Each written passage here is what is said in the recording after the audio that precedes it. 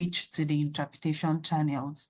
On your screen, at the bottom of your screen, you should have this globe icon that is circled here in a yellow, I don't know what shape that is, but you should have that interpretation button.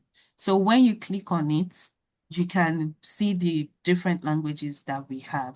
But if you cannot find the button at the bottom of your screen, you should find a more button that you can click on. So when you click on the more button, you will find this globe icon.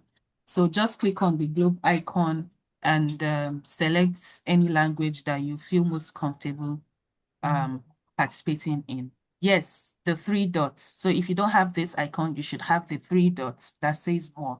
So when you click on the three dots, you'll see the globe icon, and then you can switch to any language that you're most comfortable in. Before we move on, can anyone just maybe leave a thumbs up if they've been able to do this?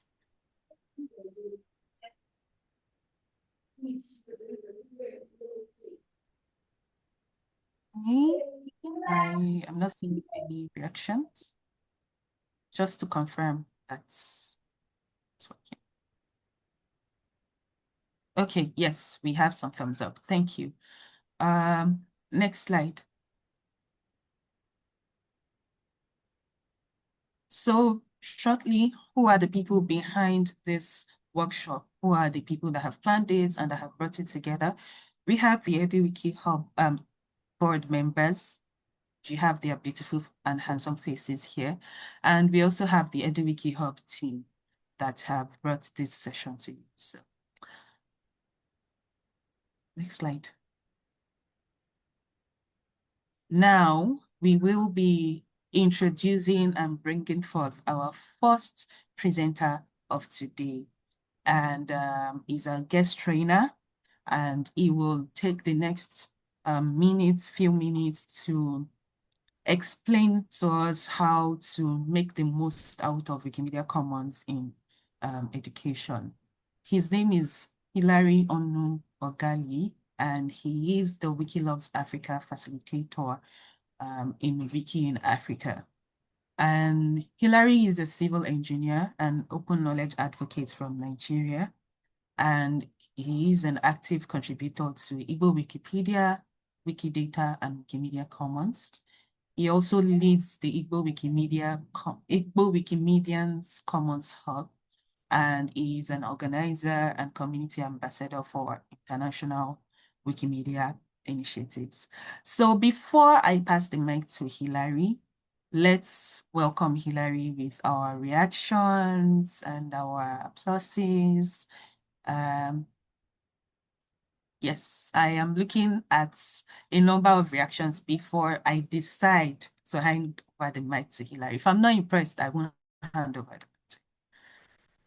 Yes, thank you very much. And Hilary, I will be passing the mic to you now.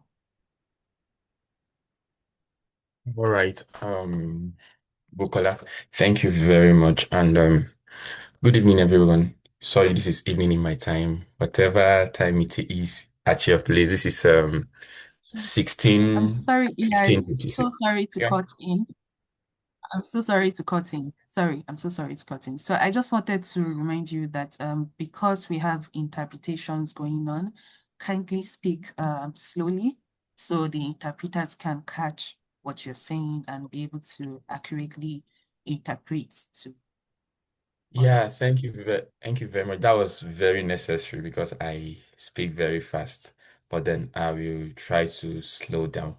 Okay, I'm Hilary, and we'll be going straight to making the most of Wikimedia Commons in education. So I have few assignments here to explain to you what Wikimedia Commons is, and what you can contribute to Wikimedia Commons, who can contribute, and who can use Wikimedia Commons file. Then I will tell you how to do attributions while using these files. Even though they are free, they are not totally free. The owners of these files can control how you use them and how you share them with others. So I just have these few assignments, and I will show you how to get these files from Wikimedia Commons, and you won't be lost looking for a file in the midst of millions of files. So next slide, please. Yeah, in case you are new, Wikimedia Commons is just it's very simple. The explanation of Wikimedia Commons is very simple.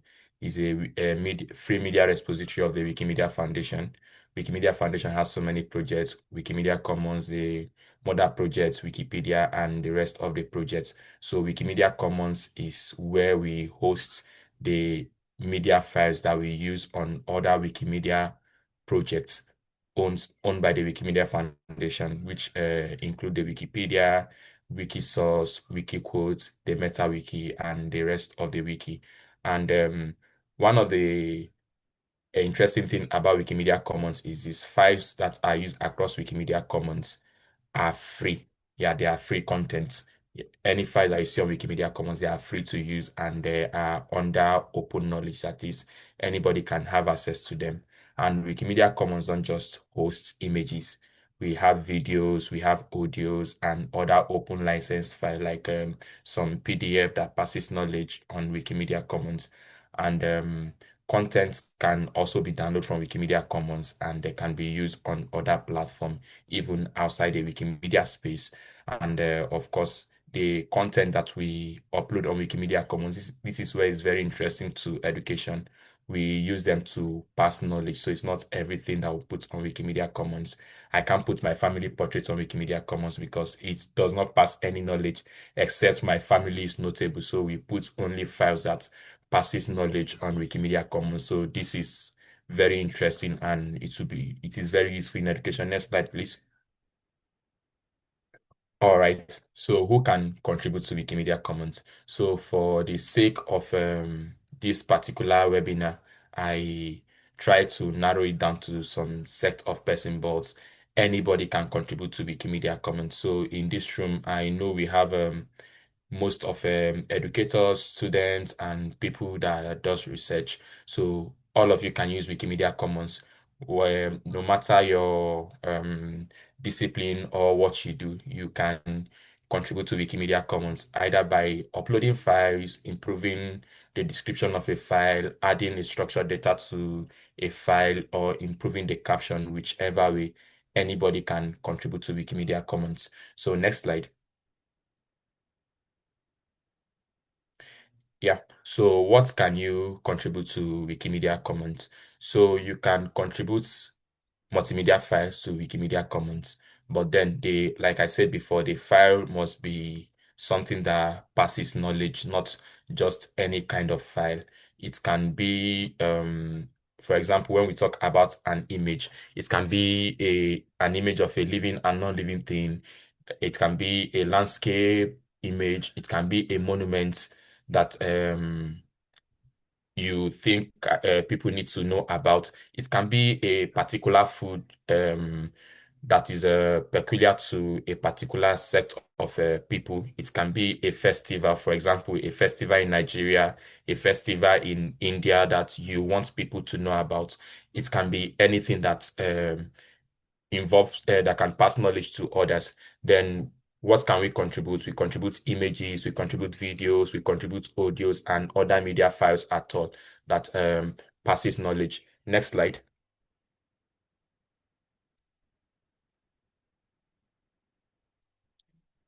And of course, this will bring us to who can use Wikimedia Commons. Like I said before, it's just like who can contribute.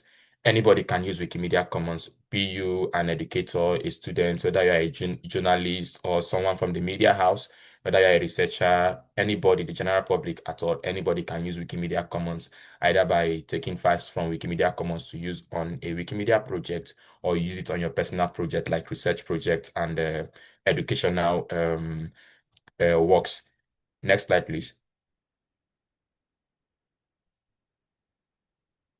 Yeah, and this will bring me to commons category. So Wikimedia Commons is like I said before, it's a media repository, it's a media house that hosts all the images on that are used on Wikimedia project.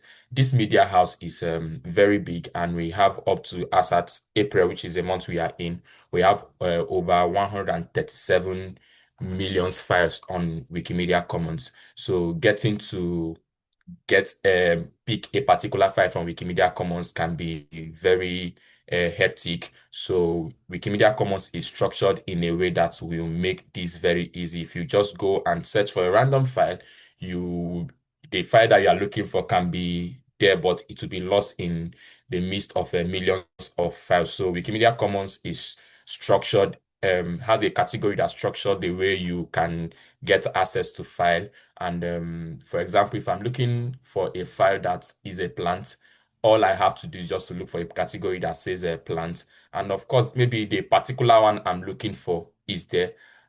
Through going through the category and looking for that particular one to pick, I can see other files that I am interested in. So we use the commons category structure to sort files on Wikimedia Commons for users to easily find them and to also keep this file properly. So I normally use the example of colored thumb pins to explain this. Imagine you have a red, white, pink, blue, and green colors of a thumb pin, and somebody is telling you to sort them. You know, if you mix them together and you want to pick them, you are looking for red in the midst of blue, green, white, purple, pink, and all of that, it will be very difficult for you to find them. You have to start scattering everything on the floor, getting to pick them one after the other in the midst of many of them. But imagine a situation where you have to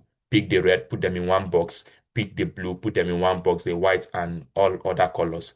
Whenever somebody said, "Give me a red thumb tag," you know where the red is you know the box that the red is. You go to the box, you pick them.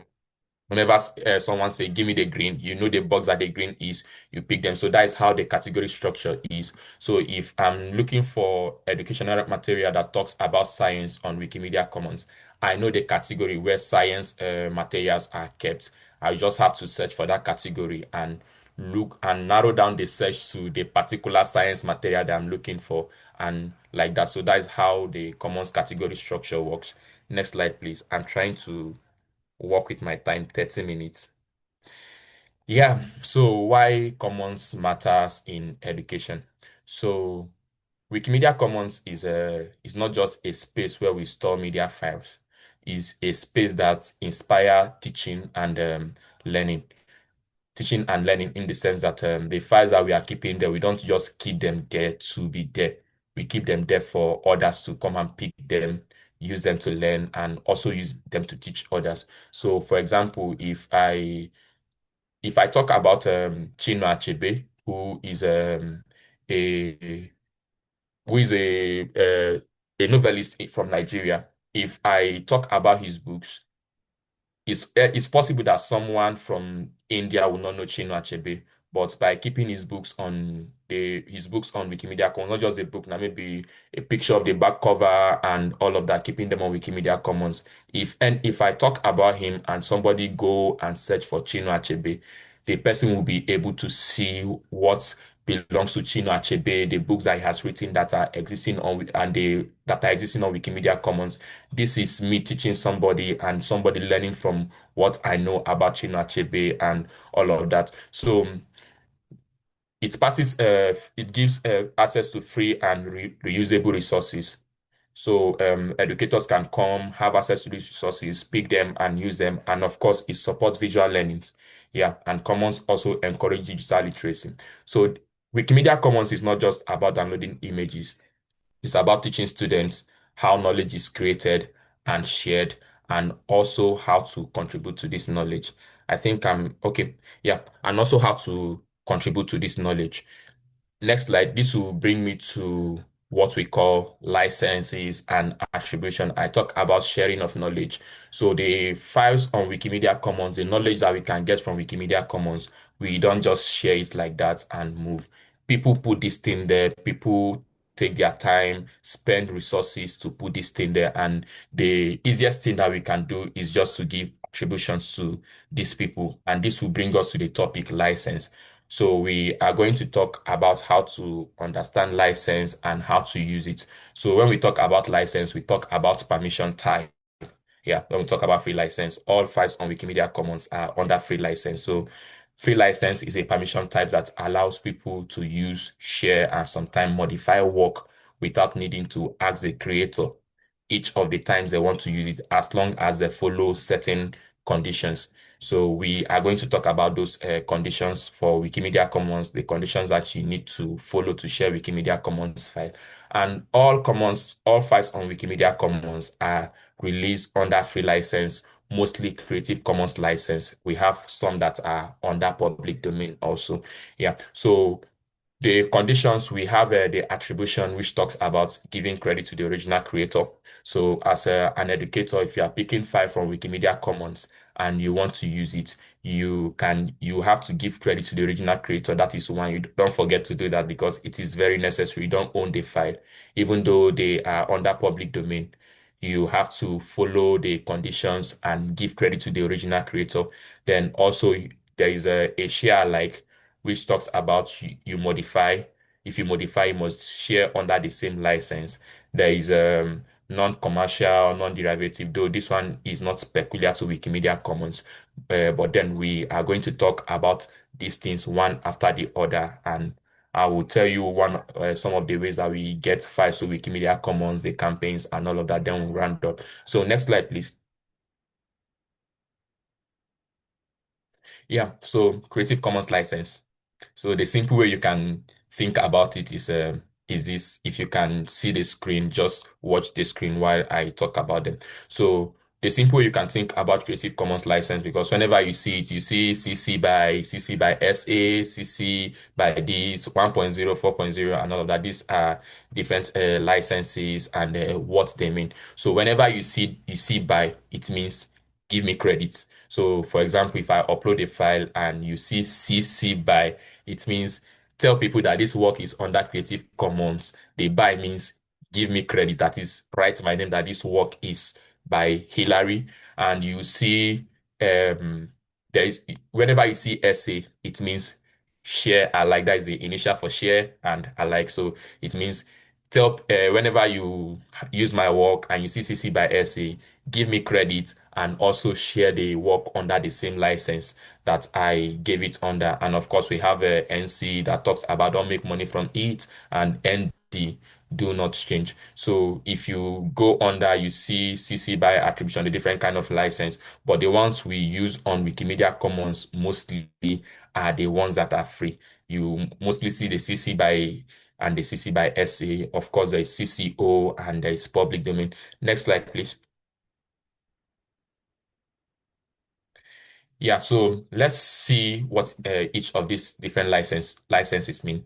So we have the CC by, which talks about, it means you can use the file, you can modify the file, you can even use the file to make money, like commercialize the file. But then don't forget to do one thing: give credit to the owner. So use the file, modify, commercialize, and of course give credit to the owner.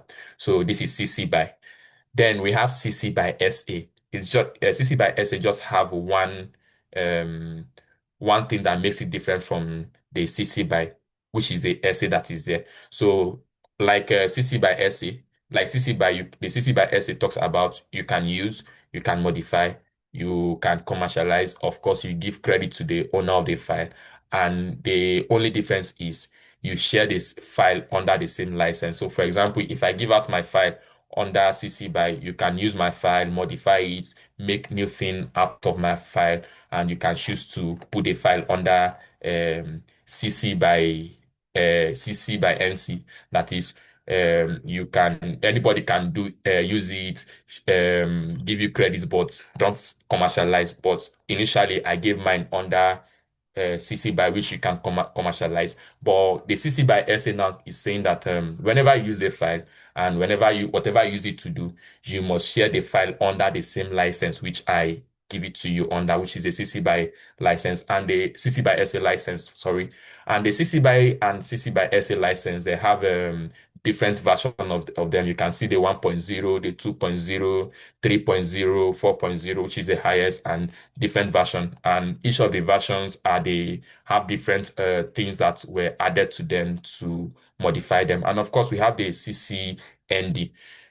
You can reuse the file and you can commercialize. Next slide. I'm just explaining the Creative Commons license that we have and all of that. So we have the CC by NC, which talks about you can modify and reuse the file, but then for non-commercial use only. So you can't make money from it, just like the way you do with the CC by license. And we have the CC by NC SA. That is, you can use it for non-commercial use only. You must share and adapt under the same license. And we have the CC by NCND. You cannot modify, you cannot and you can use it for only non-commercial use. Yeah.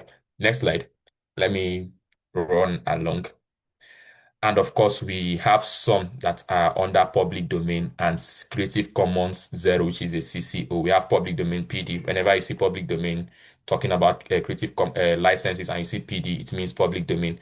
It talks. It is a not protected copyright license, and it's either the copyright license for this any file under public domain has expired, or the creator never had a copyright or for that particular file. So it's whenever you see public domain file, you can use them freely, you can modify, you can remix, you can share with anybody you want to share with, you can use commercially, no need for permission at all. And of course, the Creative Commons Zero is almost like the public domain, but then it's a Creative Commons license that was created by the Creative Commons people. It allows the creator to put the work under public domain. That is, the creator can just wake up and say, this work that I'm creating, I am not putting it under any copyright license. I'm giving it as a CC0 file. Anybody can use it anyhow they want. They don't need to give any permission. They don't need to tell people that I own the file. I don't even want anybody to know that I own the file. Anybody can use it. All right. So this will take me to how we attribute files. Next slide, please. So how to attribute file. Whenever you want to attribute file that you take from Wikimedia Commons, I want you to have these three things in mind: the name of the author, the source, and the license. So the author will make people know who owns the file. Then the source will make people know where you pick this file from. And of course, the license will tell the people, they will make people know the kind of license that this file is released under, whether they are free to use it or the file is protected. So whenever you are doing that, like this file that you are seeing now, these images are images from Wikilots Africa for different years. No, these are Africa Create 2024. And the first image was uploaded by Dapa Solomon. And of course, you see the username, the Dapa Solomon 01. Then the file is from Wikimedia Commons. And yeah, Kola, I will go to that. Yeah. So the file is from Wikimedia Commons, and the file is released under CC by SA 4.0. That is, you can use the file, you can commercialize, you can, but you have to give credit to the owner that is mentioned that the file is for the Solomon, and also you have to share, like whatever you use it to do, you must share it under CC by SA 4.0. Of course, you see this other file by Eman from Wikimedia Commons also under CC by SA 4.0, and you see the last file from OZN is a Wikimedia Commons file also, and is released under CC by SA 4.0. So this is how you attribute. You make sure that you tell them the author of the file, the source, and of course the license which the file is released under. And this will bring me to talking about different ways that you can contribute to Wikimedia Commons as an educator, a student, or a researcher. So for Wikimedia Commons, each year we have global campaigns that run throughout the year. So many global campaigns. In Africa, we have the Wikilots Africa, which is the project I manage and I also contribute to. I am both an international organizer, and I organize for local communities in Nigeria also. We have the Wikilots Folklore. Wikilots Africa is focused on telling stories about the African culture and diversity and all of that. Then we have the Wikilots Folklore, which is a focus about Wikilove's Folklore is a global campaign and is focused about telling stories about different cultures all around the world. Of course, we have the Wikilove's monuments that focus on bringing monumental images and all other things that relates to monuments on Wikimedia Commons for knowledge sharing sake. And of course, we have the Wikilove Science projects also. Yeah, the Wikilove Science is basically focus on science related relates to science. We have the Wiki Loves Ramadan and so many Wiki Loves projects. And of course, we don't have to wait for this Wiki Loves project to come before we contribute to Wikimedia Commons. You can be walking around the road. Why do I fail to mention Wiki Loves Earth? We have Wiki Loves Earth too that focus on landscape pictures and other nature images and all of that. So you don't have to wait for this campaign to run before you contribute to Wikimedia project, Wikimedia Commons. You can actually take images while you go out. You see images that passes knowledge. You see maybe a building that you know, oh, this building is monumental, or people, this is something people need to know about. Once you see it, you can just take the picture and submit to Wikimedia Commons. Yeah. So next slide.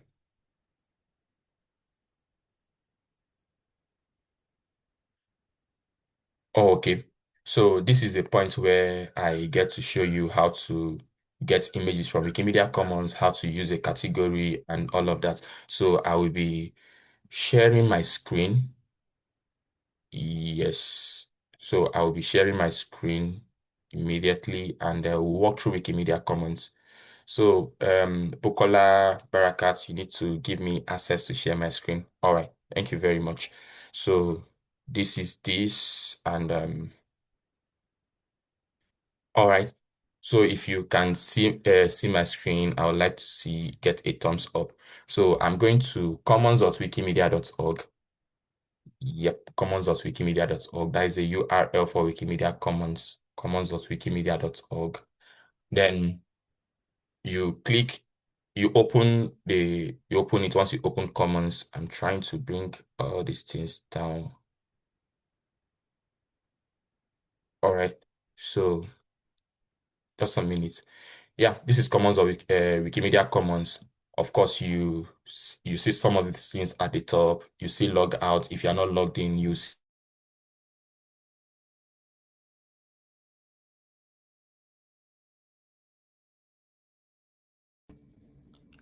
Hilary, we can hear you. I don't know if it's from my end.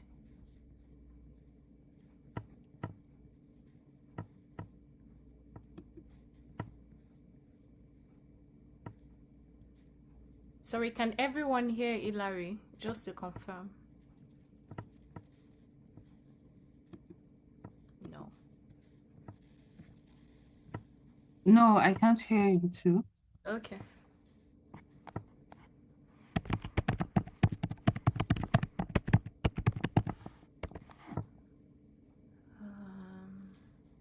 Okay, I think it's the internet. It just got disconnected. So, sorry, I'm back. Yeah, okay. I had a little bit of internet issue. Sorry. Okay, All good. right. So if you are using Wikimedia Commons, just if you're not contributing, maybe you just want to pick a file, you don't need to log in. You can choose not to log in. But then once you want to add anything, either submit a file or improve a file, you can just you see login at this point. You at this right corner, you click on login. And of course, if you don't speak English, you can just click on this icon here. You change it to where you are seeing English like this and the language sign. You pick a particular language that you speak, and you have the Wikimedia Commons interface in your language. And of course, this is the main page. You see the upload button here. Yeah, the top right. Look at this corner, you see the upload button and all of that. You see, as of today, we have around 40 million files plus on Wikimedia Commons. So you see all of this here. And to get a file from Wikimedia Commons, you come here and search. So I will like to search for an image that talks and I'm looking for an image of Chinua Achebe, I will search for that. So it's not just media files that talks about science, books, and all of that will put on Wikimedia Commons. We'll put portrait of notable people too. So that talks about the current affairs, getting to know presidents, senators, and people that are into politics and notable people around the world. So let me search for Chinua Achebe. Yeah. Once I use this search bar, at this corner, type the name that I'm looking for. I'll click on enter. Now, once you search for the file like this, what Wikimedia Commons does automatically is Wikimedia Commons gives you the file. You see suggestions, right? Just like this. You see suggestions, different files that shows Chinua Achebe. But then these files are just random images that are not sorted, right? You can still find it difficult to get all the files that you are looking for in this particular place. So I'm going to show you examples. See images here. If you are looking for audio, you click on this, you get audios. Now, this particular audio talks is a name pronunciation.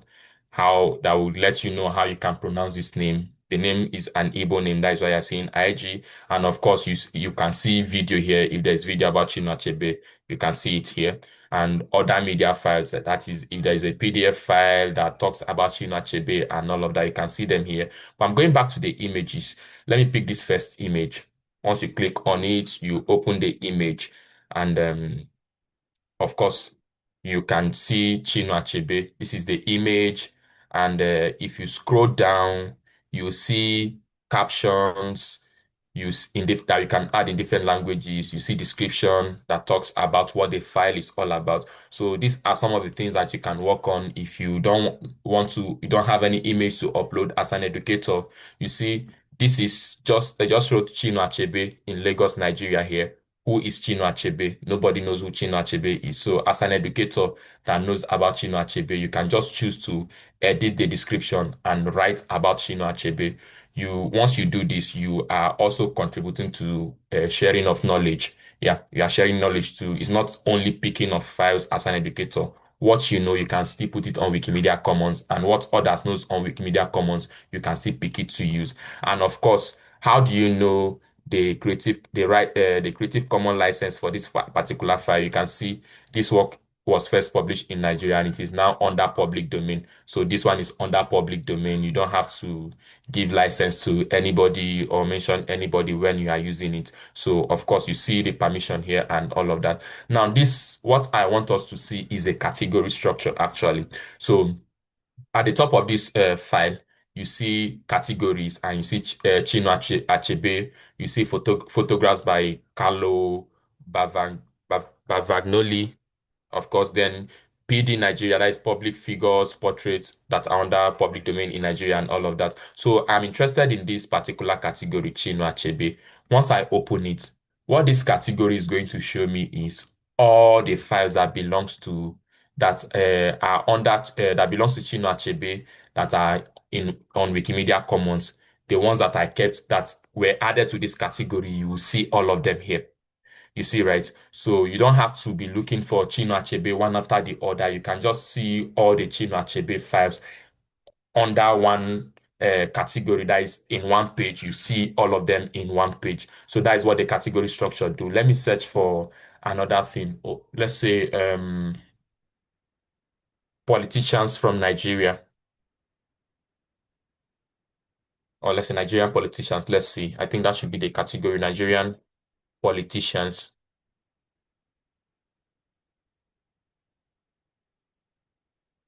Once I search for this on Wikimedia Commons, Wikimedia Commons is going to give me list of politicians from Nigeria. So let me see this. Of course, you don't have to go through the image. You can just come to this part that talks categories and pages, and you will see different category. All right. You see different categories. See category politicians of Nigeria by party. Once I click on this can also take me to subcategory. So you can a category under another category under a particular category is a subcategory. So you can see politicians of the People Democratic Party in Nigeria. Once you open it, you see so many of their images. You see all these people here are politicians from Nigeria. So the category structure is used to sort all this. If I say politicians from Nigeria, I can search for one person and I'll see the image of one person. But then when I go under the category politicians of Nigeria by party, you are seeing AA Zarwa, you are seeing Abdul Lakim, Sumonu, you are seeing Asiwaju Bola Tinubu, Dr. Kehinde Bankole. This is just like having a large group of people under a particular category without having in a particular place inside a particular box without having to go to search for them one after the other. So the category structures help you to bring them things that are related things that are similar, you bring them under one box. So if I want to use this particular image, for example, the image of Asiwaju Bola Tinubu, I open it. Once I open, I check for the license first to know which license the image was released under. So this is under Creative Commons Attribute 2.0. Yeah, CC by 2.0. So this is not a share like this is CC by 2.0. So if I download this file and I want to use it, maybe I am sharing, I'm trying to give my students an example in the class who Bola Ahmed Tinubu is, and I get to add this file to my classwork or my notes that I'm using in the class. I will have to put the license CC by SA. Okay, the name of the person that uploaded this file is from Chatham House. That is it. Okay, the source is Chatham House. That is the author, the person that uploaded the file, Chatham House. Then I will put Chatham House, Wikimedia Commons, then CC by 2.0. So I have to add this license to the file whenever I am uploading a file or whenever I'm picking a file and I am using it on Wikimedia Commons. So how you use a file, like I explained, giving out, picking a particular file and using it, the license and everything. Whenever you are submitting, it is the same thing that is applied to it. So whichever license that you put on your file is what people will pick and is what people will use your file with. So though the file is under public domain, but whenever you are submitting a file to Wikimedia Commons, you can still control how you use the file and all of that. So I am going to stop here because of my time. I don't want to go more than the time. So I'll be handing over the virtual mic back to Baraka. Thank you very much, everyone. Hi, thank you very much, Hilary. So that was an amazing overview of all the Commons and its role in education. So we had some practical ways how to use Commons in schools, universities, or other educational programs, such as uploads, categorization, open licenses, and integrating media. And now we will continue with some practical examples, which we first have Riddhi from Wiki Club SATI, India, who is going to talk a bit about Wikilove's Folklore, how they used it in education. So I will give the mic to Riddhi now, and she can continue with the presentation. I just need Bukula to share the presentation, please. Thank you, Bukula.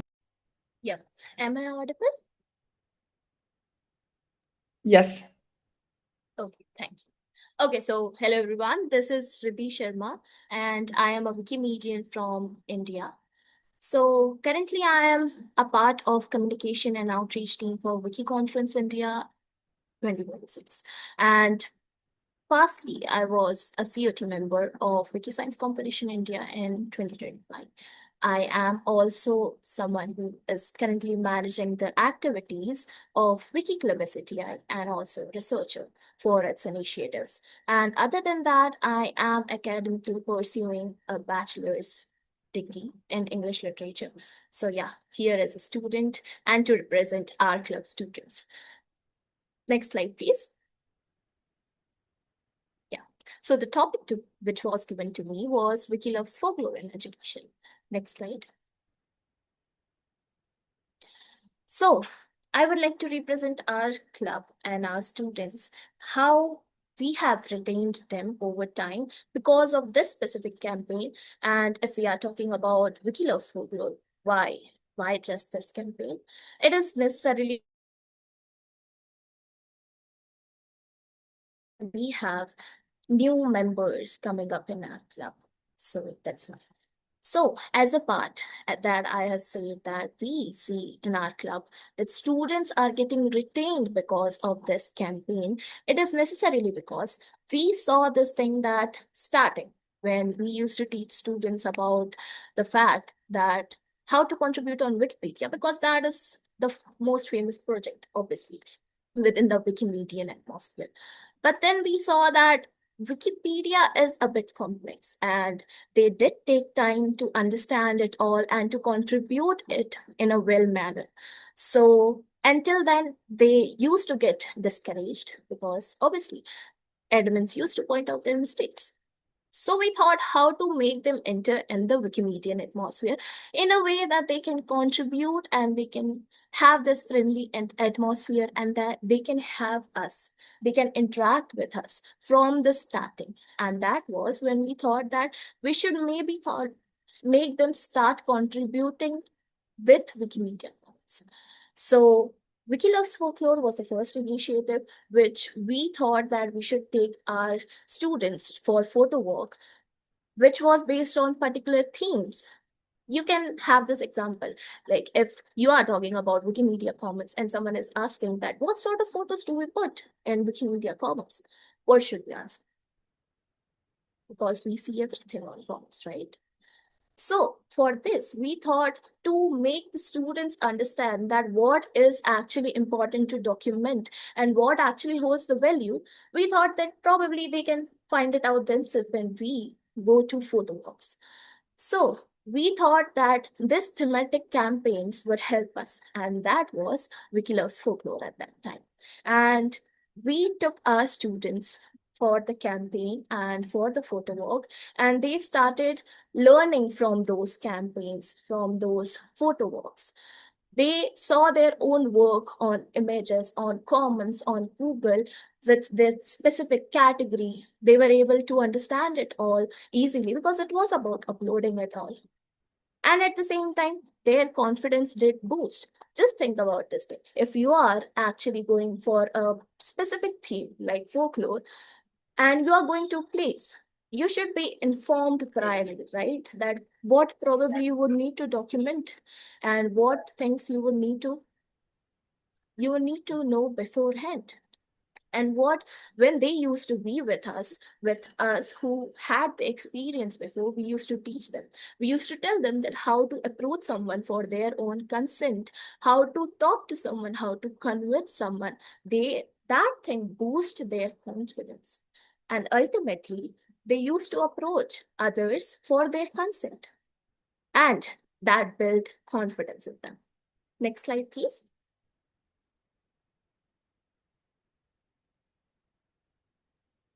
Yeah. So also, we did interact with them a lot. Like if you are going for a photo walk for 1 or 2 days, obviously you are going to eat with those group of people.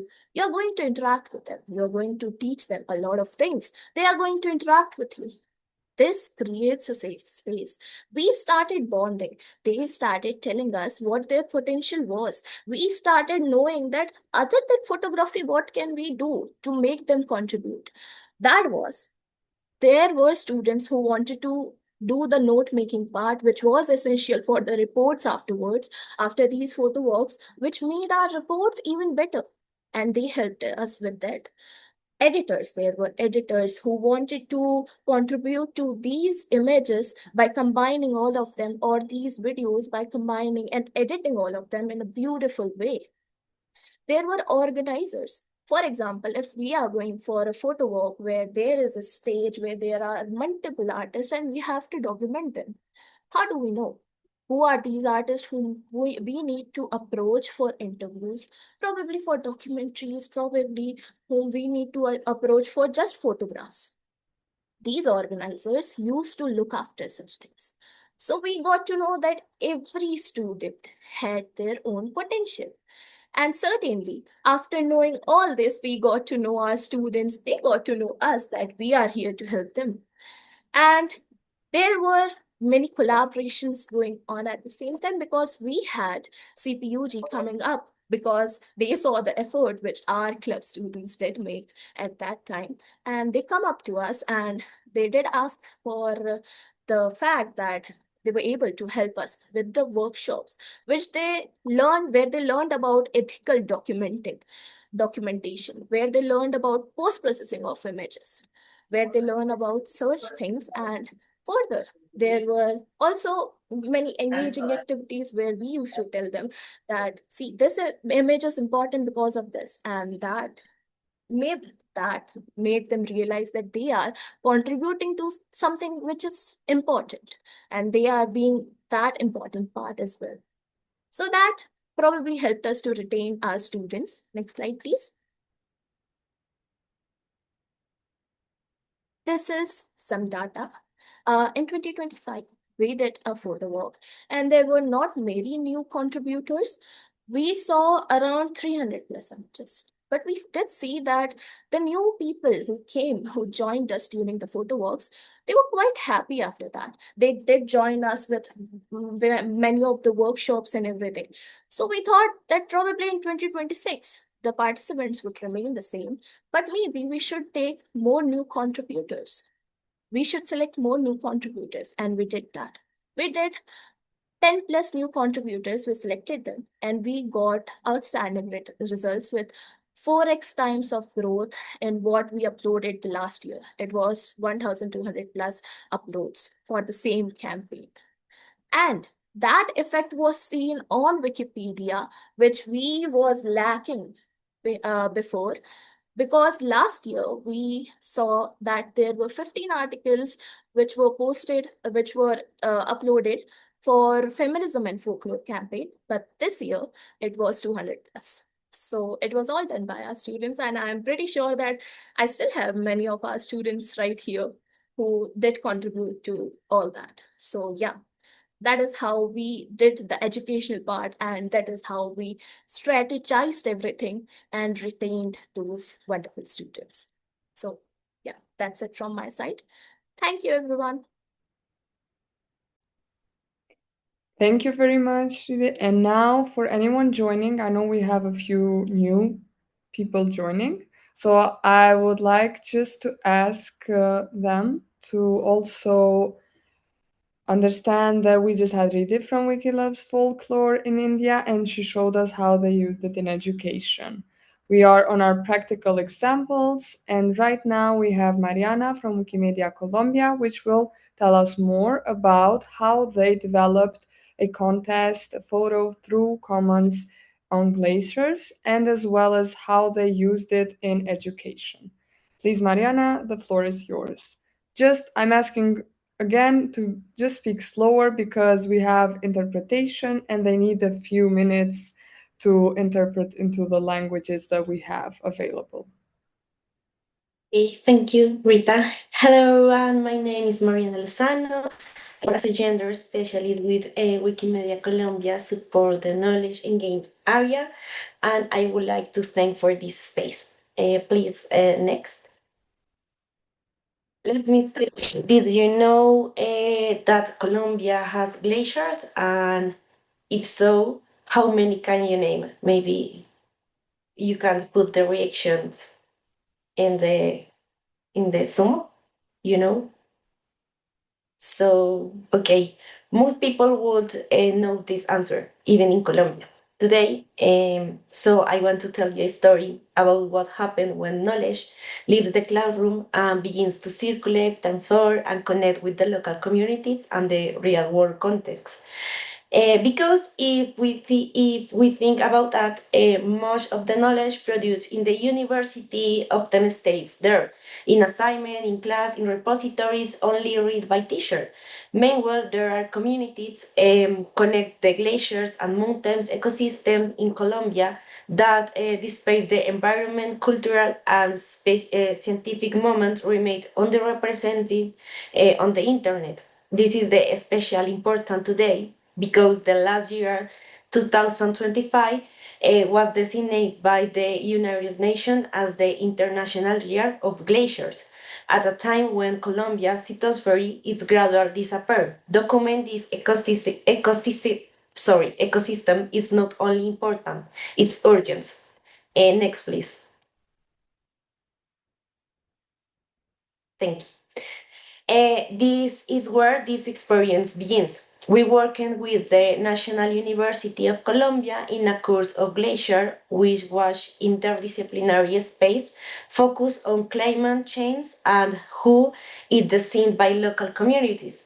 While working with close to 300 university students and 30 speaks at Wikimedia Colombia, we start asking ourselves, how can we ensure that this knowledge does not remain only in the classroom?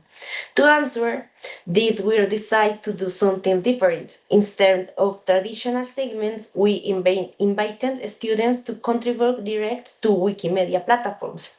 And this is where Wikimedia Commons comes in, because Commons is not just an image repository. It's a space where knowledge becomes public, reusable, and visible.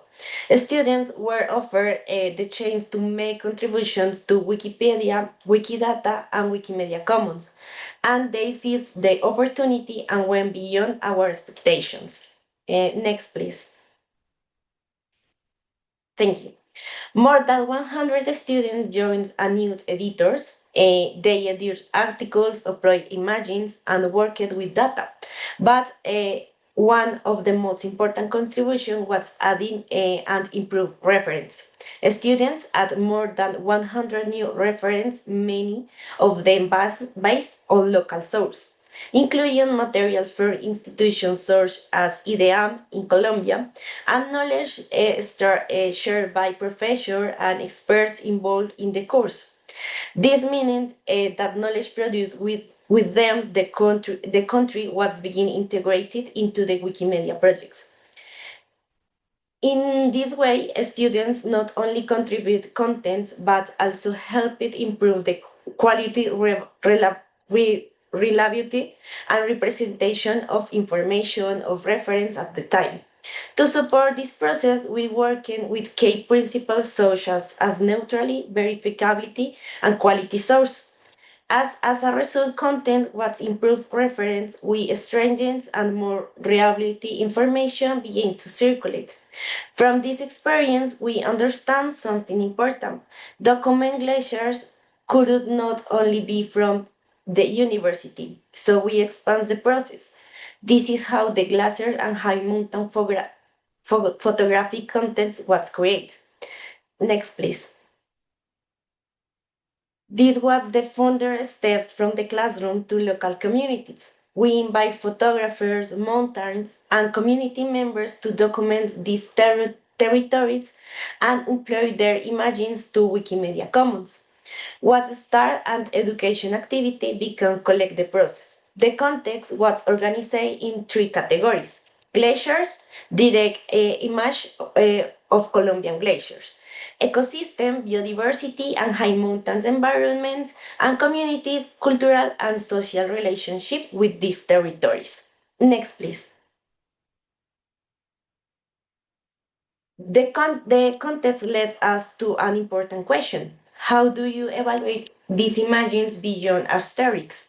We define three criteria: ensemble, relevance, and aesthetics.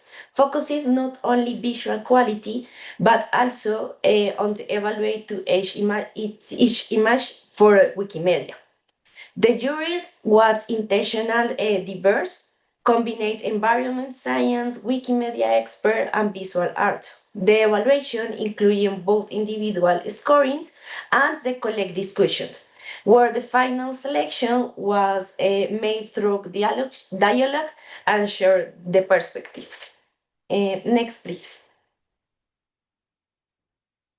The winner were selected from this dialogue, using as the passing but not merely considering their initial score. From this dialogue, not only from the score, the winning images were selected. This made from the evaluation not just technical, but also is collaborative. In the end, our goal was from Wikimedia Commons to become a bridge between the university and society, between academics, knowledge, and the territories. We see Commons not just a passive repository, but as an active infrastructure that transforms images into the shared knowledge. And that is the main idea I want to share with you today. When we use Wikimedia Commons in education, especially beyond in the classroom, we are teaching people more than how to contribute.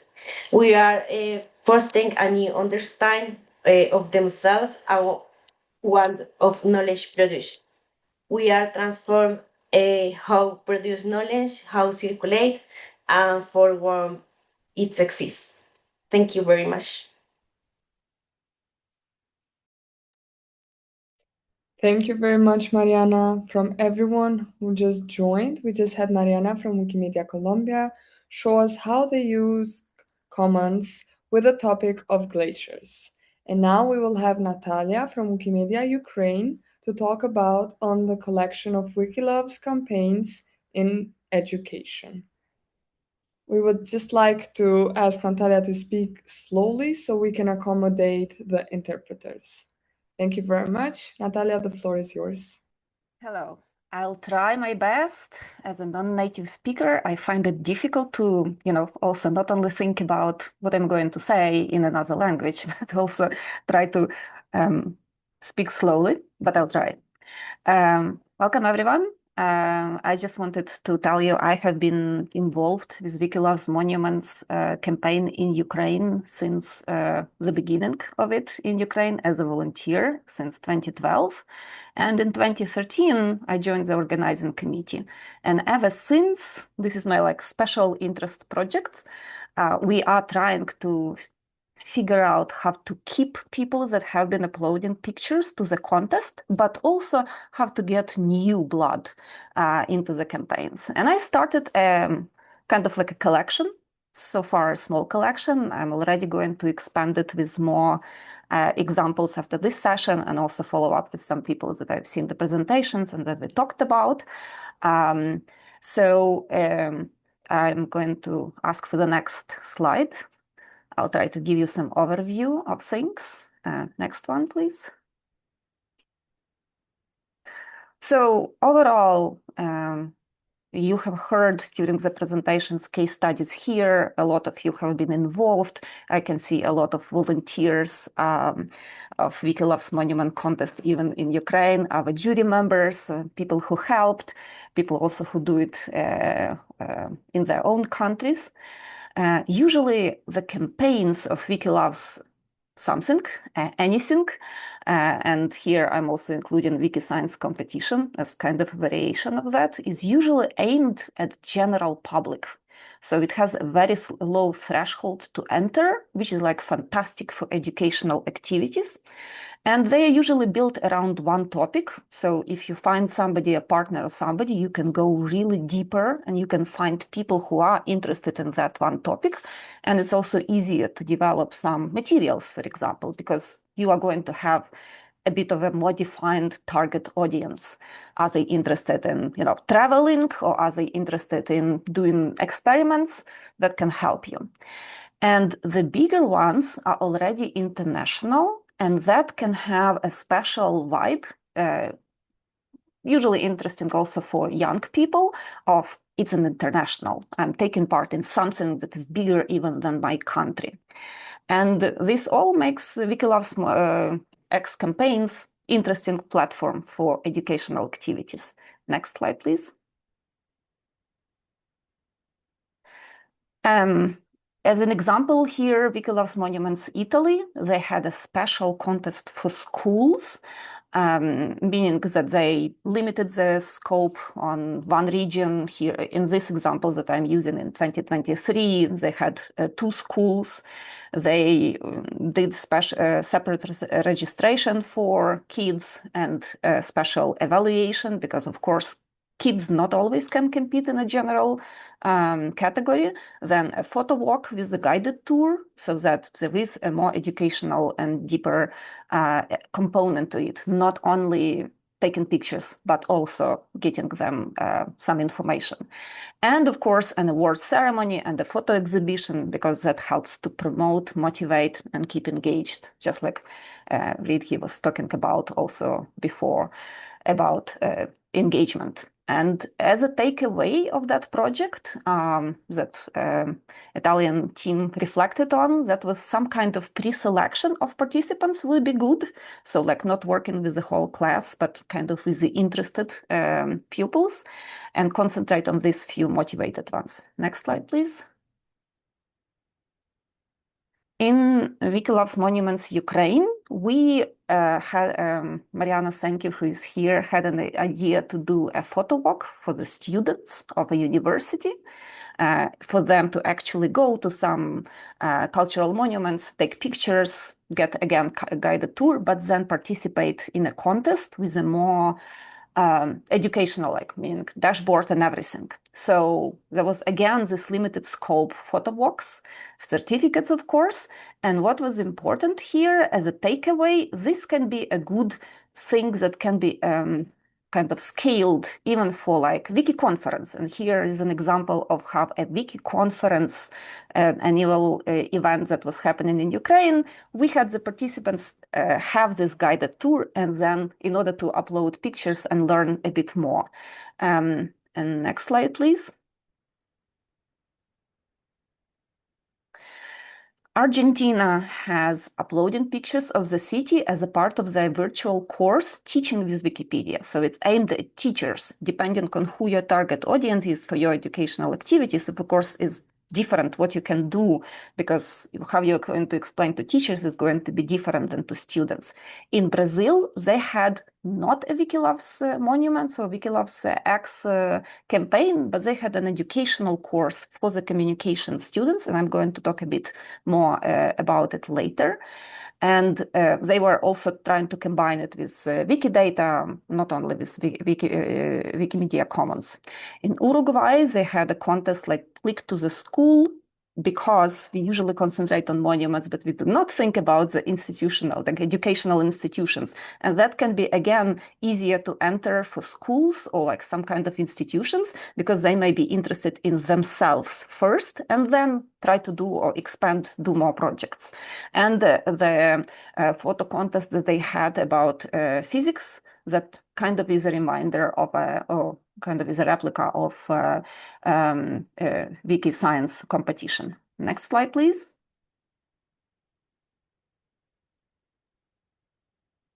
So, as I mentioned, Wikilove's campaigns are a good platform overall to use or piggyback in your educational activities, provided there is enough initial introduction in what is no-no on Wikimedia projects, because otherwise people, whoever is taking part, is not going to have good time contributing. And there is a reliable layer between students, whoever they are, and Wikimedia projects communities.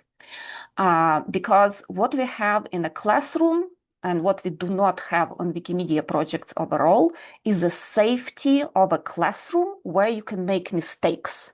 Once you make a mistake on Wikimedia projects, you usually get some, may get some aggressive reaction or very direct reaction, where mistakes might not be presented to you in a good educational way, which is a huge difference with any educational activities that are happening.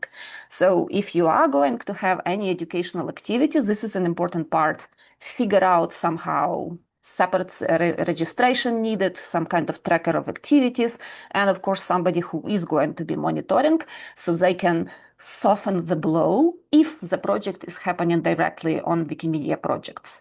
And of course, not all students will continue as Wikimedians or Wikimedians, but we should, of course, remember that they will become a future of the platform in any case, some of them. And here I used an example from the Brazilian program. Like sometimes there are unintentional outcomes from unintended from whatever you are doing in education. For example, students, once they look at the list of monuments, once they look at whatever you are going to ask them to take pictures of, they might ask questions like, why is imperial, for example, heritage or some other heritage of like more powerful parts, right? Like, I mean, like a country is basically a group of people with an army, the same with the heritage. The how like if you are doing thinking about education, you might find that your participants and your students might have questions you might find yourself difficult to answer, or you have not even thought about it because you, as a Wikimedian, you were just like gathering data. And people who are experiencing it on the other side and who are a bit of outside of the system, they might experience it differently. That's it from me. Thank you. Thank you very much, Natalia. It's great work, and we do have a lot of Wiki Loves campaigns. For anyone that's asking, we will be uploading the slides and also the recording. So you can find all of these information as well on our meta page on resources. Now we will have Luis and Florencia from EduWiki talking about teaching film directing with Wikimedia Commons. I would ask Florencia and Luis to speak as slowly as possible right now because we will need to translate from Spanish to English, which will be used then for the interpreters to interpret in the other languages that we have available. The floor is yours, Florencia and Luis. And for anyone that is not speaking Spanish, we will have to move on to the English interpretation. Thank you.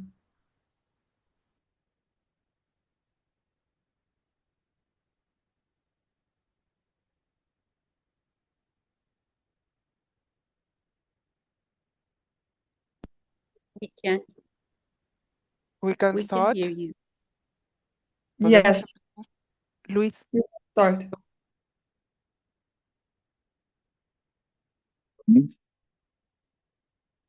¿Qué tal? Buenas tardes. Lo primero, dar las gracias por la invitación y también felicitar a los ponentes que han hablado antes que nosotros. Muy interesantes las propuestas que hacen. Y bueno, lo que voy a presentar es un proyecto que hemos realizado con muchos estudiantes, por lo tanto no es nuestro, sino de los estudiantes y de algunos profesores que representamos Florencia Claes y yo mismo, que soy Luis Quintana. Si les parece, pasamos a la siguiente diapositiva.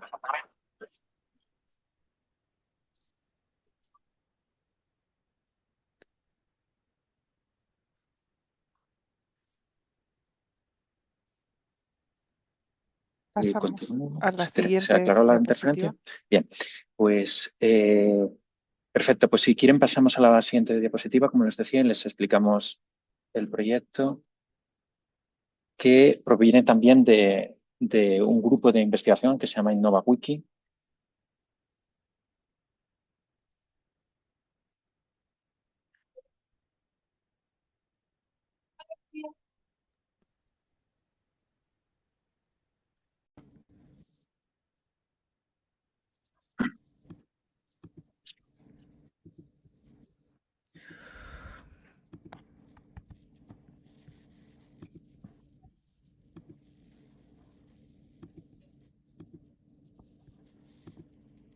Muchas gracias.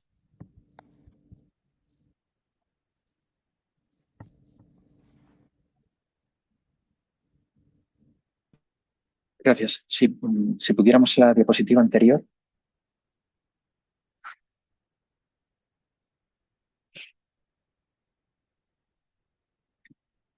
No, en esa. Perfecto, muchísimas gracias.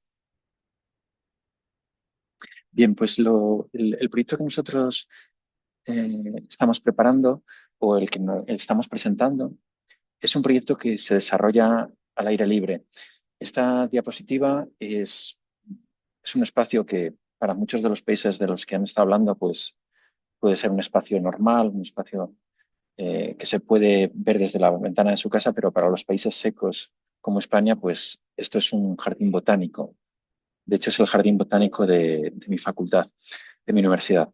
Bien, el proyecto que nosotros planteábamos era cómo impartir docencia durante el COVID y surgió en este punto y queríamos utilizar algunos de los recursos de lo que se ha llamado Forest School o Escuela Bosque, que consistían en hacer las clases al aire libre. Nosotros escogimos este espacio porque era el más indicado en el entorno de nuestra universidad y lo que nos planteábamos era cómo podíamos dar clases que no tenían que ver directamente con botánica o con ciencias naturales en los espacios al aire libre.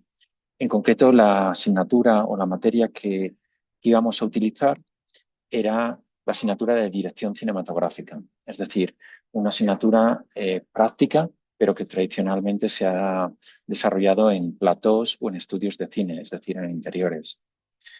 Si ponen la siguiente diapositiva, por favor. El primer punto que hicimos para poder realizar esta práctica era realizar un aula invertida. Es decir, utilizábamos materiales que subíamos al espacio común de la universidad, al espacio que habilitaba la comunidad para subir material que no era para Wikimedia Commons. No sé si es posible pasar la diapositiva. Gracias. Este sería el espacio en concreto de nuestra universidad y en él se veía lo que nosotros solicitábamos a los alumnos. Hay que pensar que cuando empezamos esta propuesta en España, el confinamiento por la pandemia fue total y entonces los alumnos solo podían salir al exterior si era para motivos concretos, es decir, por ejemplo, para las aulas se podían dar al exterior si eran solo al aire libre, ¿no? Entonces, para ciertas cantidad de materia que teníamos que dar, que no se podía dar en el exterior, utilizábamos este concepto de aula invertida. En él le dábamos ejercicios, este era un ejercicio muy sencillo, hecho con muñecos pequeños, ¿no? Que servía para planificar mínimamente con estos muñecos una puesta en escena, un pequeño montaje cinematográfico de 3 planos. Si pasan a la siguiente escena, por favor. A la siguiente diapositiva, perdón. Esos ejercicios de 3 muñecos los teníamos que reproducir después en las condiciones de COVID, con mascarilla y con espacios abiertos, y no solo espacios abiertos, sino incluso con distancia en exteriores. Esto es lo que sí podíamos hacer en los exteriores y eran las prácticas que conseguimos hacer durante la pandemia y que utilizábamos, como les digo, ideas de la escuela abierta, que era no utilizar en ningún caso espacios completamente cerrados o espacios interiores. En la situación de la pandemia, pues fue estupendo poder usar este ejercicio. Y como les decía al principio, esta presentación no es solo nuestra, de Florencia y mía, sino que también es de los alumnos, ¿no? Este es un ejercicio, de hecho, de un grupo, que era el grupo que se llama Grupo 04A, y el autor de estas fotografías, Félix Bernet, ¿no? Bien, si pasamos al siguiente, les enseñamos cuál iba a ser nuestra relación directa con Wikimedia Commons. Estos ejercicios, que eran los ejercicios básicos, eran los ejercicios de planteamiento y cómo impartíamos las clases, se complementaban con un ejercicio individual que iba directamente a Wikimedia Commons, o que era un proyecto que desarrollábamos con Wikimedia Commons. El proyecto, en la siguiente diapositiva lo puedo explicar mejor. El proyecto consistía dentro de las clases de dirección cinematográfica, de escoger películas que se habían rodado cerca de la vivienda del alumno y reproducir el fotograma de la película. el que ven arriba, en la parte de arriba, es una imagen que hemos analizado e interpretado de la película Espartaco, y abajo es el trabajo del estudiante, que es exactamente el lugar tal y cual está en la actualidad.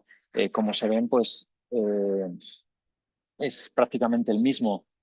Ahora existen estos árboles en los laterales y están en los coches, pero es el mismo. Entonces, este trabajo era muy útil, primero porque durante la pandemia los alumnos no podían hacer propiamente las prácticas o rodajes porque estaban prohibidos, pero les permitían mirar y encuadrar y estudiar una película y reproducirlas ellas con sus propios medios, con sus propios métodos. Además, era un método muy interesante para que entendieran que casi en cualquier ciudad, casi en cualquier lugar de la Comunidad de Madrid, se habían rodado películas importantes. El caso de esta de Espartaco, que es una película de Stanley Kubrick, pues es una enorme película, pero también se habían hecho películas pequeñas o películas más económicas, podríamos decir, que se habían hecho cerca de su casa, ¿no? Y por lo tanto podían pensar cómo las habían hecho los directores y reproducir e intentar reproducir esas imágenes con sus propios medios. El proyecto se podía haber quedado aquí, pero nosotros considerábamos que un trabajo muy interesante era subir las fotografías de los alumnos, de aquellos alumnos que querían participar, a Wikimedia Commons. ¿Por qué? Porque si bien las primeras imágenes, no todas ellas, y por supuesto la inmensa mayoría de ellas no iban a poder ser públicas, las imágenes de los estudiantes sí podían reproducirse y sí podían compartirse. Y entonces, en la siguiente diapositiva, si me permiten, si pudieran pasar a la siguiente diapositiva, por favor. En la siguiente diapositiva vemos cómo solo la parte que realmente podíamos ofrecer con todos los derechos y que podíamos subir a Wikimedia Commons era aquella a la que ofrecíamos a los estudiantes subirla, ¿no? Este es un trabajo que hizo Mario y que fue uno de los mejores trabajos porque reprodujo y buscó casi todas las escenas que se habían rodado en exteriores en la Comunidad de Madrid de la película Espartaco y las localizó y las fotografió tal cual están hoy en día. Y esas imágenes compartidas son las que subió a Wikimedia Commons.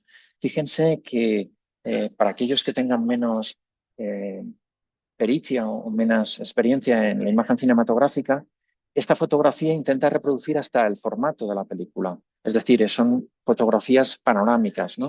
No son fotografías rectangulares o fotografías en horizontal, como nos indicaría el móvil, ¿no? Lo que pretendía Mario Martín Higuera, que es el autor de esta fotografía, es reproducir tal cual el fotograma de la película. El ejercicio tenía muchísimo valor, porque piensen ustedes que estamos hablando de que esto se comienza durante la pandemia y durante el aislamiento y se transforma en una prueba o en una manera de poder llevar el conocimiento fuera y de poder hacer prácticas fuera del aula y compartirlo, ¿no? Ese aislamiento que se tiene, de golpe, se rompe gracias a Wikimedia Commons. Bien, en la siguiente diapositiva comienza la parte de Florencia. Muchas gracias. Bien, tomando entonces la idea de que los estudiantes salieran a hacer fotografías y coincidiendo con los 50 años de nuestra facultad, propusimos hacer un mapa visual y sonoro con fotografías del edificio de la universidad. Entonces, siguiente fotografía, siguiente diapositiva. Le pedimos a los estudiantes que hicieran fotos de las distintas partes de la universidad y también registros sonoros, porque teníamos la asignatura de fotografía y por otro lado la asignatura de radio y podcast. Entonces se generó este mapa, siguiente diapositiva, donde pudimos integrar las fotografías que los estudiantes subieron a Wikimedia Commons más los sonidos de esos espacios. Y fue un regalo que desde los estudiantes se hizo a Wikimedia, pero sobre todo a la facultad por sus 50 años. Y esto se mostró mucho dentro de la universidad y dio visibilidad a Wikimedia Commons también. Siguiente diapositiva. Esto está montado en la plataforma Geniali y pues se puede compartir por un enlace. Al año siguiente pensamos en hacer algo más abierto. Siguiente diapositiva, por favor. Y entonces fuimos al Real Jardín Botánico que decía Luis del Tel, em, que es el jardín botánico de nuestra universidad. Vale. Entonces aquí trabajamos con metodología de aula invertida. Siguiente diapositiva.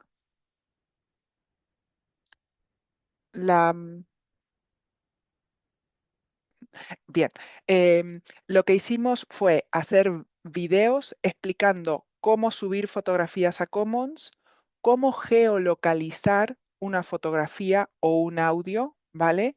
Y después cómo trabajar con las categorías adecuadas.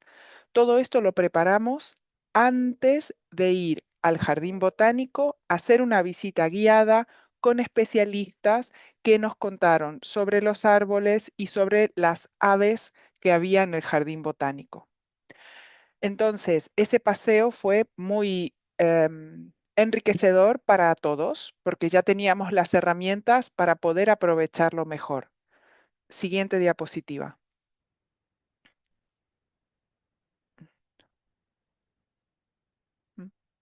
Entonces, cuando terminó el paseo, los estudiantes tenían que volcar en una tabla los contenidos que habían generado, tanto de geolocalización como la ubicación en Wikimedia Commons, y esta fue una tabla colaborativa donde se cargó toda la información. Siguiente diapositiva. Todo esto implicaba que explicáramos obviamente qué eran las licencias Creative Commons, ¿vale? Y nosotros como docentes creamos las categorías, ¿sí? Y una vez que tuvimos todo, la tabla y las categorías todo correcto, montamos un mapa en OpenStreetMap. Siguiente diapositiva.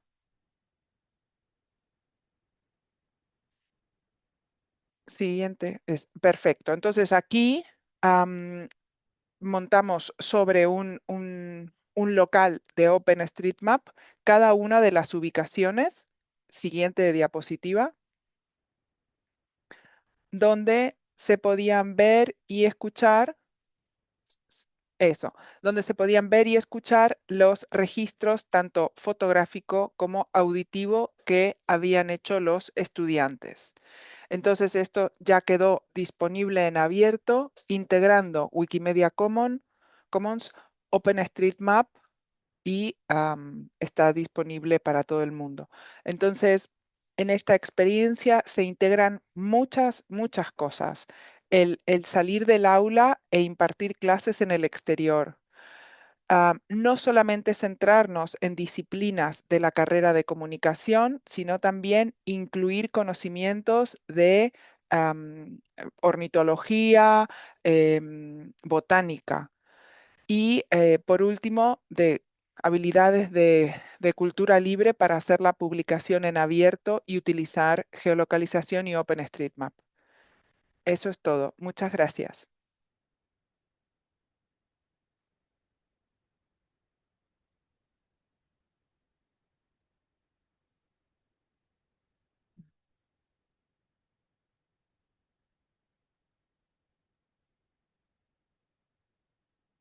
Thank you very much, Florencia and Luis. We have a lot of questions in the comments, and we're going to start with the Q&A and discussion. I would like to thank all of the speakers of the practical examples, our trainer, Hilary, and I know a lot of people are asking for your emails or contacts to get in contact with you. We have them listed up as the usernames in the meta page for the workshop. And also, I know a few of you also had the emails or the users in your examples in your presentations.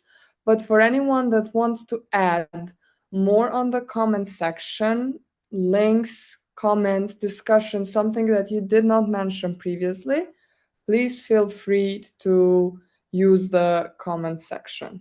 And for anyone that wants to now talk, they can unmute their mic. But for anyone that feels more comfortable, I will be giving my mic to Rhoda, and she will be reading through the comment section and also giving some questions to start a discussion, maybe.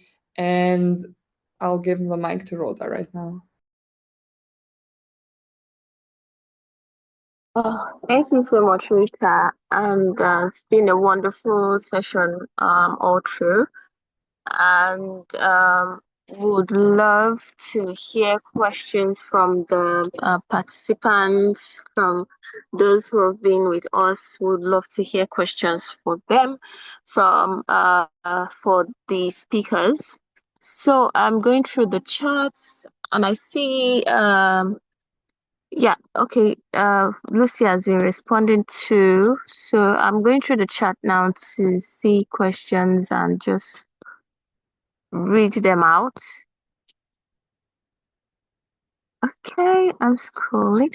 But as I do that, I would love to ask this question based on the discussion today. We know that for example, in my own environment, educators might be new to open licensing. It's something that they might not pay attention to. So I'm referring this question to the first speaker. What is the most common mistakes that they make when attributing images or whatever content it is that they're uploading on Commons, and how can they avoid this? So I'll be directing this question to Hilary here.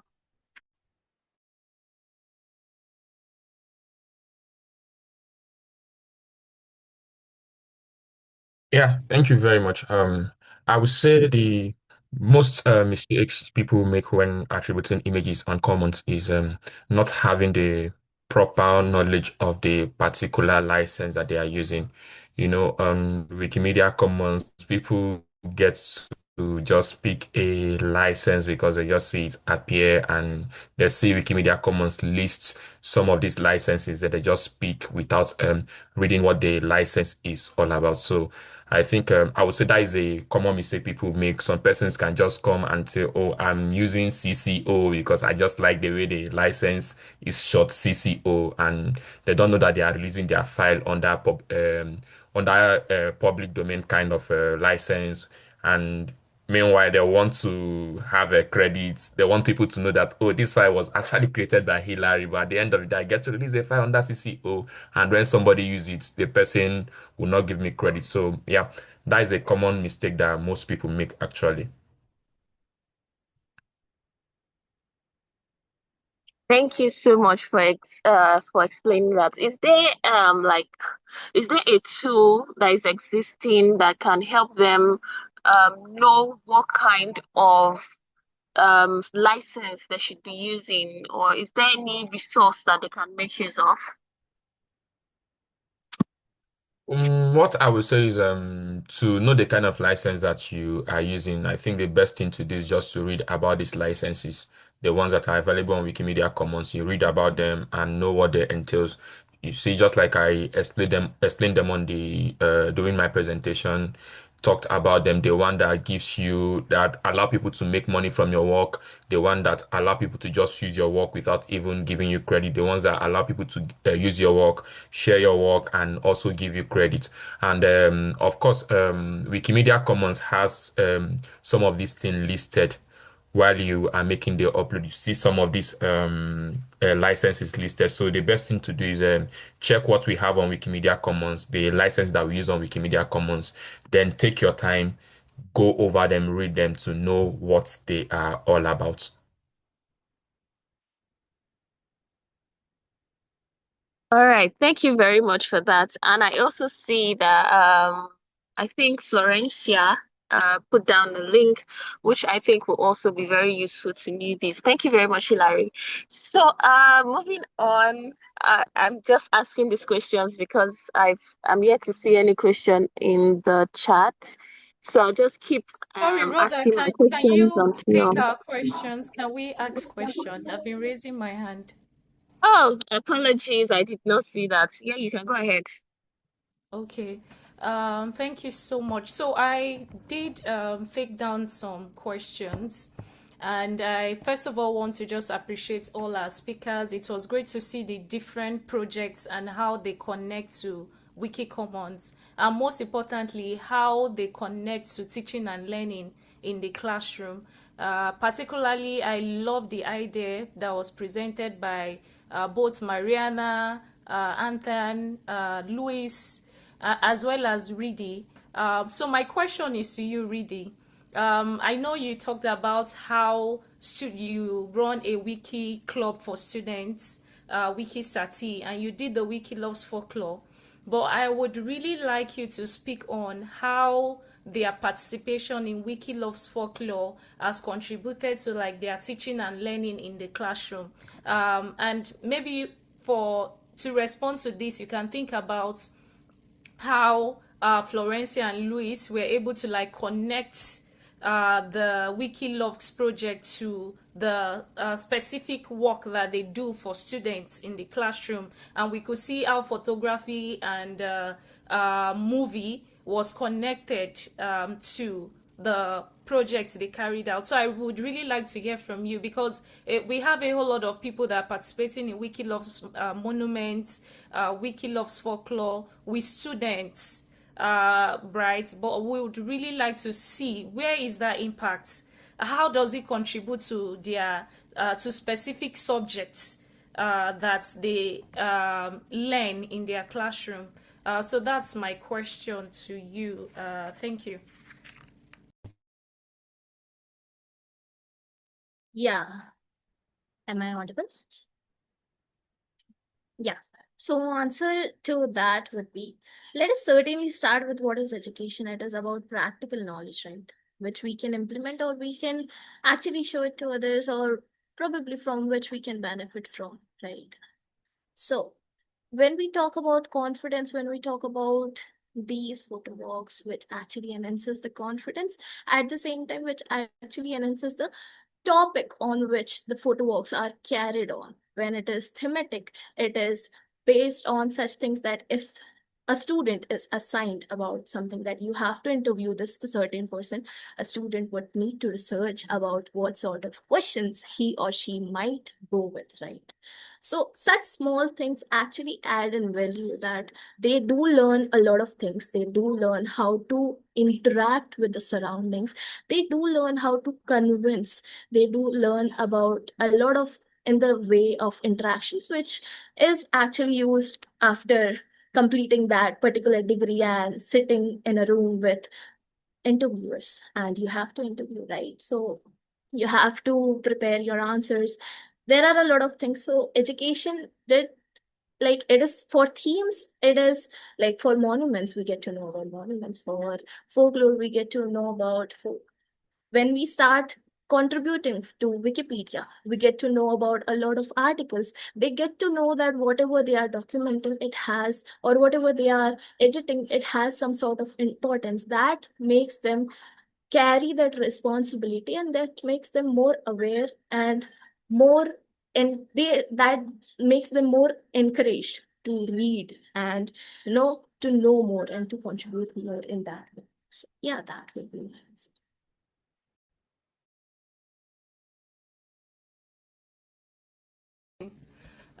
Thank you so much for responding to that question. My other question is to Florencia. You made mention of sounds. I would really like to get more clarity on what kind of sound. Is it like they record like a music or something? I think it would be nice to know what was the content of the sounds that students were recording? How does it relate to the map or the images that they were uploading?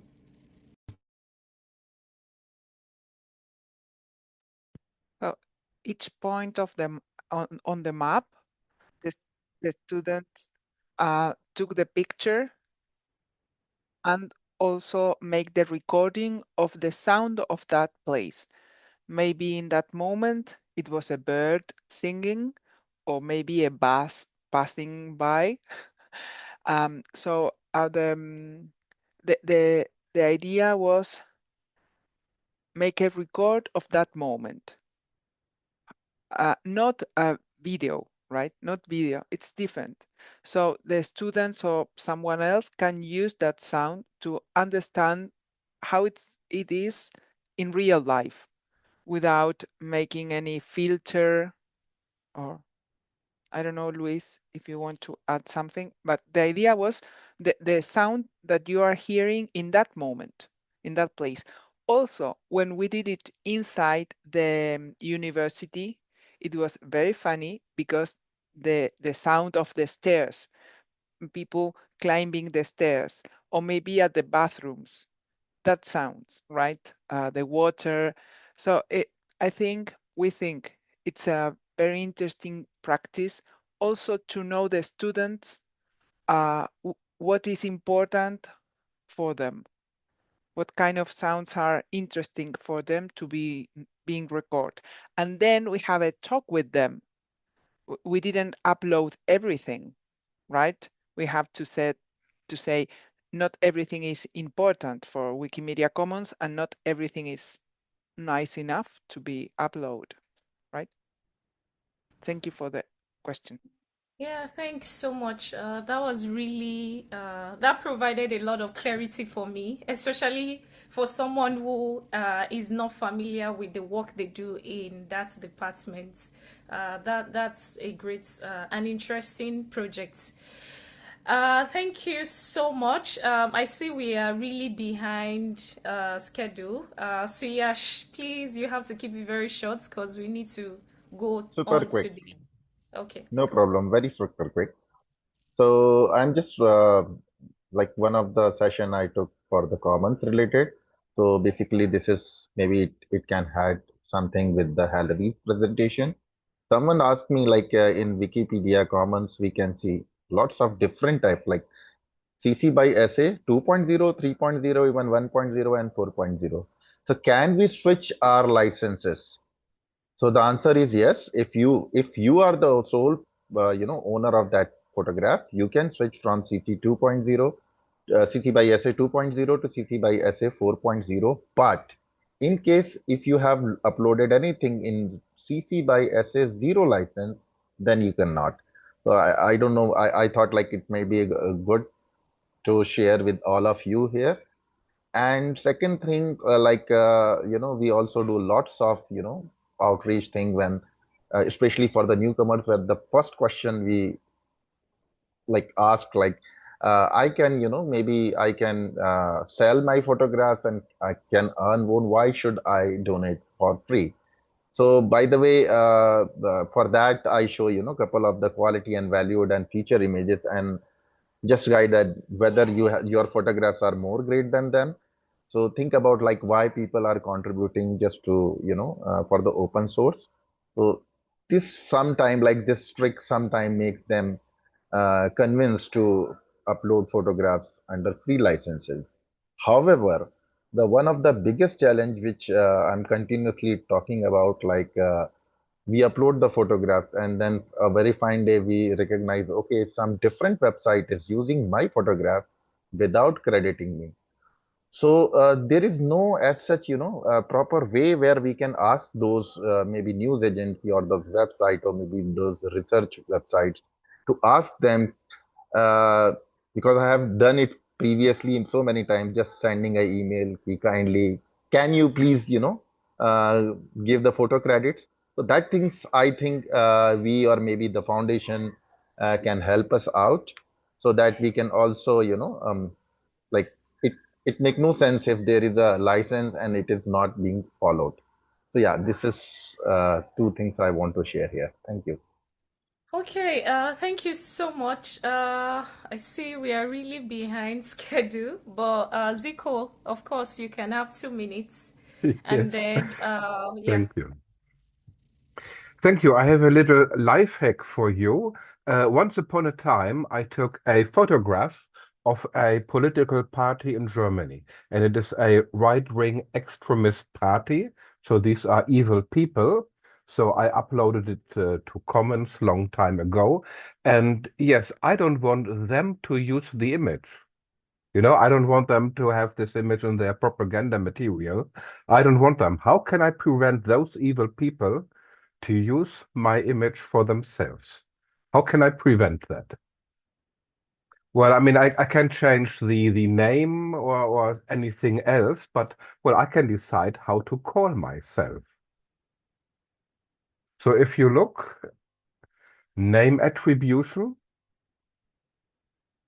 I made it a little bit unlikely that they want to have no RFD in there, in the name attribution, as you can see. So yes, she has she has copied it there. So if you want to prevent any evil people from using the images you uploaded to Commons, well, this is one way to make it happen. Thank you.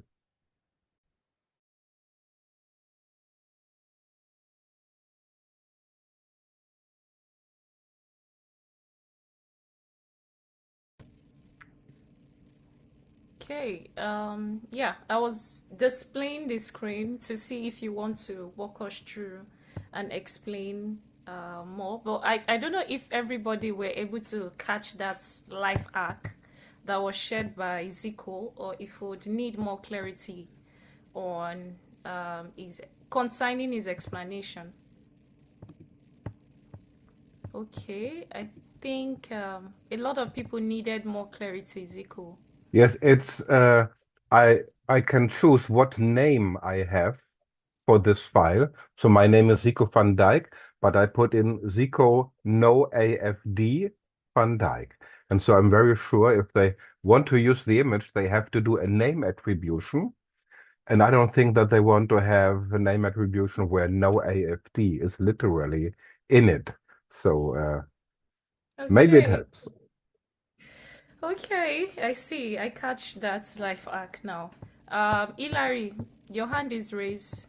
Yeah, I want to ask Zico. So I think what everyone wants to know here is how do you do the Zico no FD Van Dyke?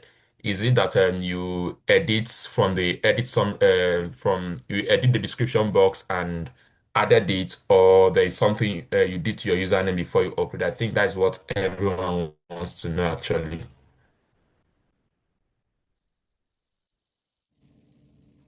Hmm.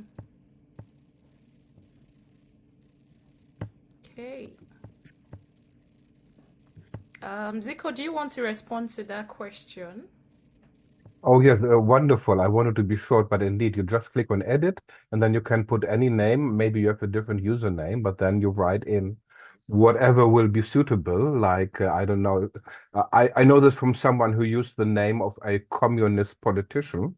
So, in order that the neo-Nazis don't want to use the name for the name attribution. So, something like that, and it is totally legal and allowed. You are the creator. You can name yourself whatever you want. Okay, cool. Stop sharing. Yeah, so we are really behind schedule, but would we really appreciate everyone who has stayed on this call up until now. It's been an insightful and informative session for anyone who wants to think about Wiki Commons for education.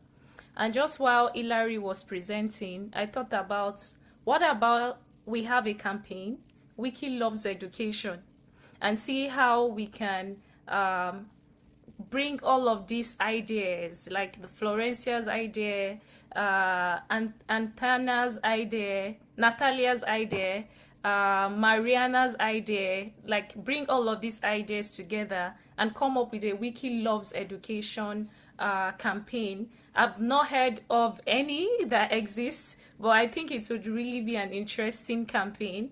And I really look forward to seeing the possibility of us having this as a campaign, as an outcome of this workshop.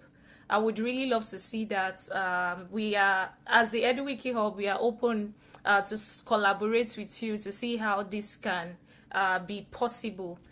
Wiki Loves Education, thinking about how students, teachers, educators can use Commons beyond just uploading videos, beyond just uploading media files. How can we use it in a more in a way that it really contributes or gives back to the classroom activities and programs that we carry out. So that's it about it. Because we are really behind schedule, would not be able to. I don't know if we still have time for the practical exercise. Rita, do we still have time? I think No. we have. No, to interpretation, we need to stop in 3 minutes. Okay, yeah, so before you all leave, I would just like to walk you through our practical exercise because we want to use this as a resource that we can share with communities. And what we just need you to do, you can, of course, do this anytime during your leisure hour. So what we want you to do is, based on all what you've heard today, this Padlet is open for anyone to comment, and my team member can drop the link in the chats. So one thing, we want you to think about an idea. Think about Wiki Loves Education. Think about an idea of how you would use Commons for students. And once you have that idea, you just come here, click on this plus sign, and then you post your idea. There are different interactive or multimedia features here that you can use to upload your idea. And for target audience, we want you to be as specific as possible. When you think of target audience, are they students in secondary school, colleges, higher education? We just want it to be as specific as possible. Now, if you've identified these two, if you've responded to these two questions, the next thing you want to think about is, how can Commons be used for this idea that you've come up with? And as you can see, there's an example on my screen on how students can use Wikimedia Commons images to study cultural landmarks in their country or community. And also, whilst you are responding to this, would also like you to also think about, is this campaign related to any existing campaign? Remember, we have Wiki Loves Folklore, Wiki Loves Monuments, Wiki Loves Earth. Those are like the big Wiki Loves that are very popular and global. But think beyond Wiki Loves, existing Wiki Loves campaign. Is there any new related campaign or new campaign that you would like to set up? Please do well to post your response by just clicking on the plus sign, like I said. And for expected impacts, we want to be as specific and clear as possible. How would all of this idea impact the students? So I've identified an example of what my intended impact looks like. So I want to expect that once students participate in this campaign, they will be able to understand some specific topics related to the subjects in which they offer in their classroom, like history, social studies, or just learning about the cultural landmark that exists in their country. We also believe that this campaign would help them learn more about visual literacy, how to contribute or acquire digital skill. So please do well to help us respond to this Padlet. It is open. We'll share it at the end of the session. And with this, I think, we've used up our time. Thank you so much for joining today's workshop. We hope all of what we said was useful for you. And I look forward to a Wiki Loves Education, like I said. And I'll pass it to Rita to close us out. Thank you. And Yes. I believe after a group photograph. Yes, ideally we can start with opening our camera so we can have a group photograph, and maybe Barakat can take a screenshot while I also shared the EduWiki updates on the chat box. So we have the new submissions for the May education newsletter open. So we would love for anyone who's working in education, especially now that we're thinking about commons, to write everything so people can also read there. As well as I want to mention that all the recordings, interpretation recordings, and the presentations will be available in the resource page in the meta page for the workshop, and as well that we will be present in the ECAP conference. So for anyone who's joining, you can also join our session. We would love to have you there. I have the link also in the comment section, as well as for anyone who's virtually joining, it will also be online and also recorded. So if you want to go through it, you can join us.